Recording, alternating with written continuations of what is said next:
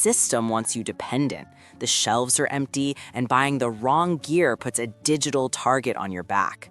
The world hasn't ended yet, but it's cracking. And you're trying to prepare. Smart. Except here's the part nobody mentions while you're clicking add to cart on that bulk ammo or night vision scope. Someone's watching. Not your neighbor, not some tinfoil conspiracy. The system itself. Algorithms, databases, watch lists. You think you're being responsible, stocking up, getting self-reliant. But certain items, they light you up like a flare in the dark. This is the prepper blacklist, the gear they don't want you buying. And by the time you realize why, it's too late. You're already on the list. Let's start with the big one, night vision and thermal optics. You want to see in the dark. Makes sense. Predators hunt at night. So do people. A PVS-14 monocular, a thermal scope, seems like smart survival tech, right? Wrong. To them, it's a challenge, a direct threat to their monopoly on force after sundown. These aren't just gadgets. They fall under ITAR, International Traffic in Arms Regulations, military grade. Every single purchase is logged. Sellers keep records. Those records get shared. You're not just another customer. You're a person of interest. Why? Because you just bought the same advantage Special Forces trained years to master. You own the night now, and that terrifies them. In a collapse, darkness is their ally. Curfews. Raids. Control. You just opted out. Congrats. You're flagged. Next, high-capacity fuel storage. Not a couple jerry cans in the garage. We're talking 55-gallon drums, stationary tanks, diesel, gasoline, hundreds of gallons. Energy is everything. Transportation, heat, power, communication. Stockpile it and you've built a private reserve. You're decoupled from the supply chain they control. In a crisis, they ration fuel, shut down pumps, decide who moves and who doesn't. Your 250-gallon tank, it bypasses that mechanism entirely. You've got weeks of generator runtime, mobility, independence. And they know hazmat shipping logs, fire marshal inspections, DHS reporting requirements. It's all tracked. And when things go sideways, laws allow seizure of critical resources. Your diesel tank sits at the top of that list. They have your address. You made them a map. Your foresight becomes their resupply depot. Then there's medical supplies. And I'm not talking Band-Aids. I'm talking antibiotics, surgical kits, bulk trauma gear, chest seals by the case, hemostatic gauze, suture kits, fish antibiotics in bulk. The algorithms see patterns, repeat purchases, large orders. You're not prepping a first aid kit. You're building a field hospital, and that's a problem. Why? Because operating outside the medical system is a massive red flag. They want you dependent. A personal trauma kit? Fine. A dozen surgical kits and cases of Israeli bandages? Now you're prepping for mass casualties, violent conflict. You've crossed the invisible line from model citizen to potential domestic threat. They want you prepared enough to not be a burden, but not so prepared you can operate independently. You just became too independent. And finally, encrypted radios, secure comms, off-grid communication.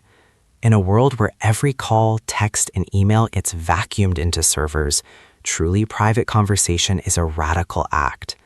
Encrypted radios let you talk without them listening, and that scares them. Scrambling your signal creates a block spot on their map, a cone of silence. Buy military-grade encrypted sets or high-end ham radios with digital modes, and you challenge their monopoly on surveillance. You're flagged for the capability to be private. In a crisis, earthquakes, blackouts, unrest, cell networks overload or go dark. How do you coordinate? Check on family? Run a search party? Radios. But they track the sales, the forums, the chatter. In emergencies, they control the flow of information.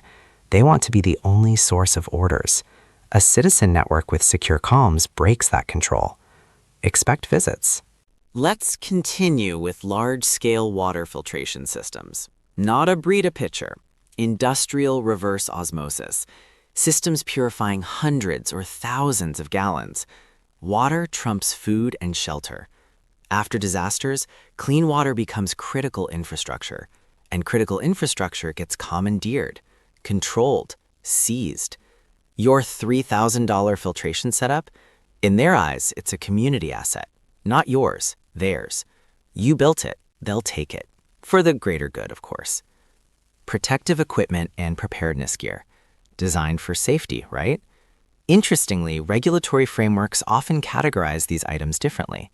In various jurisdictions, purchasing restrictions have evolved. When you acquire protective plates or carriers, these transactions may be documented alongside other preparedness purchases. Combined with other specialized equipment, your purchasing patterns become more visible in databases. You're not just planning ahead, you're creating a detailed preparedness profile that agencies can review. Now, let's discuss ammunition supplies and reloading components. Standard quantities versus bulk purchases are treated quite differently by tracking systems. Larger volume orders and the equipment to manufacture your own supplies create distinct data patterns. Each purchase, whether factory ammunition, reloading primers, or propellant powder, generates transaction records. Financial institutions have reporting thresholds for certain purchases. Automated systems identify patterns in recurring bulk orders. This creates a comprehensive digital record of your preparedness activities. Reloading components receive particular attention since they represent self-sufficiency.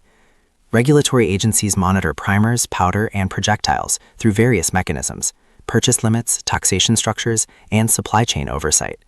Each transaction contributes to your documented preparedness profile. You're building capability while simultaneously creating a detailed purchasing history that remains accessible to authorities.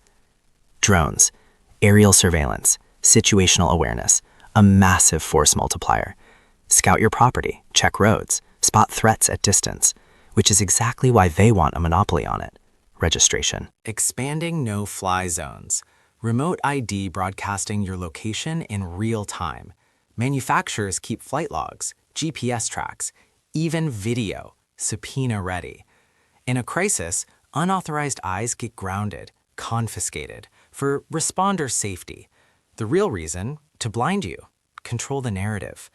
A drone grants you truth, unfiltered, but it leaves a digital breadcrumb trail straight to your door. Advantage and exposure. Both. Bulk seeds in small-scale farming gear. Seem innocent, right? Until shortages hit. Food independence is the ultimate leverage. He who controls food controls people. Buying 50-pound bags of grain, massive heirloom seed orders, walk-behind tractors, it signals parallel infrastructure. In a crisis, expect redirection, nationalization, seizure, rationing. Your seeds, your tiller, your harvest, declared community assets. Not tracked like firearms yet, but the trail exists. Large agricultural purchases paint you as someone who can operate outside the system. When it breaks, they'll come, not to ask for help, to take control. And finally, the quietest blacklist item, precious metals, gold, silver, real, tangible wealth. History shows the precedent. Executive Order 6102, April 5, 1933. Americans forced to turn in gold for paper. Refuse? Massive fines. Prison. Today, large dealer transactions trigger reporting. Anti-money laundering laws, know your customer laws, they track flows of real money. They know who's building a personal Fort Knox. In a crisis, capital controls and digital-only mandates can turn metals into black market contraband overnight. Roadblocks, scanners, seizures, the tech and the motive exist. Owning gold and silver is smart, but understand, you hold something the state claims a right to in emergencies. The more you buy, the more you glow on their grid. So here's the list: night vision and thermal optics, high-capacity fuel storage, certain medical supplies, encrypted radios, large-scale water filtration, body armor, bulk ammo and reloading supplies, drones, bulk seeds and farming equipment, and precious metals. Each item makes sense, but together, they build a profile. You're painting a picture, and someone is always watching. The more visibly prepared you are, the more you stand out. In a world where conformity is safety, standing out is the last thing you want. Prepping isn't just what you have, it's who knows you have it. The master skill? Operational security. Get what you need quietly, discreetly, under the radar. Your greatest strength is your anonymity. The more attention you draw, the bigger the target you become. Stay quiet, stay hidden, stay prepared. And whatever you do, don't let them know you're ready.